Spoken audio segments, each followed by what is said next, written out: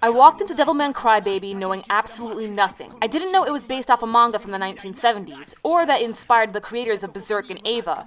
Heck, I didn't even know this anime existed until my Twitter feed blew up with people saying how it's the best anime of 2018. I wanted to give it some time before I watched it, for fear of being overhyped. But as always, my curiosity got the better of me, and I watched it. At first, I wasn't impressed. I was shocked at all the nudity, but I didn't understand why everyone was calling it a masterpiece. And I felt like that for a while. It wasn't until I got halfway into the series during a fight between Ikeda and Celine that opened my eyes. Again, this anime is based off of a manga from the 70s, a globally rebellious period for youth that carried on into the 80s. At first glance, one may call Devilman Crybaby edgelord material, but in actuality, it's making a statement. The 70s gave birth to classic rock music and the 80s gave birth to rap. But since Devilman Crybaby takes place in the present day, a good portion of the soundtrack uses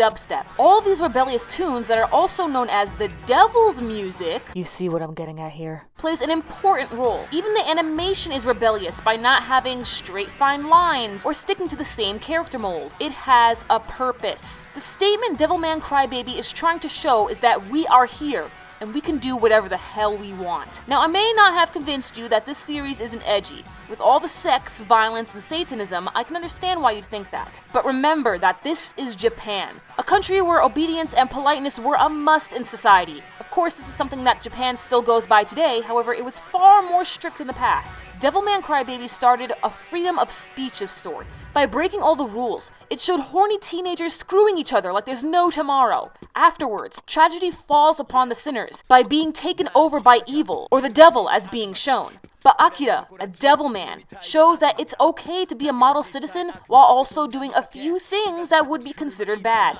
What's wrong with jacking off? What's wrong with wanting to party? What's wrong with believing in something that you don't agree with? What's wrong with making out with someone of the same sex? What's wrong with listening to rap music? Now,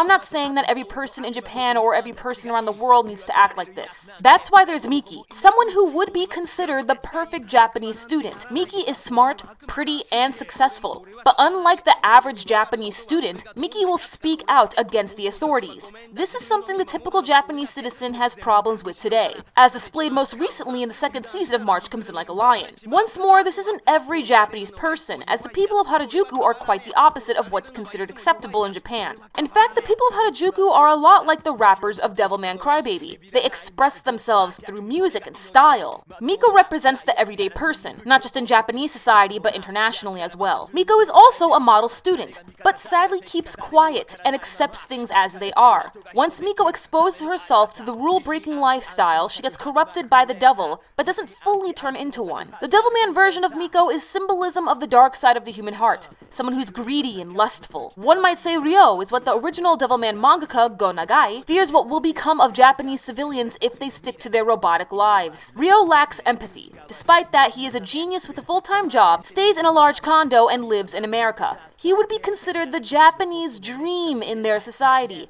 However, being so perfect comes with a price. Ryo's psychological disorder makes him unable to care about human lives. Heck, in the beginning he didn't really care about Akira, since he dragged him into the Sabbath party, making sure that Amon would possess Akira. Akira was a test subject to him, until he turned into a devil. It was only when Akira became a devil man, which we've already shown that stands for the perfect man, Ryo became obsessive with him. But I'm getting ahead of myself. This is what Devilman Crybaby shows, and without it, we may have never gotten Berserk, Eva, or any other work that goes past what is considered acceptable, or something that shows a deeper meaning, a message to give out to society, to start a revolution. This was just my quick thoughts on the impact Devilman Crybaby has made, as I feel that many people have lost sight in what this anime was trying to do. But perhaps I myself am wrong. So let me know your thoughts on Devilman Crybaby. Make sure you check out the links in the description for my social media, Patreon, and t-shirt line. And subscribe to my second channel for lifestyle videos. I'm your female otaku.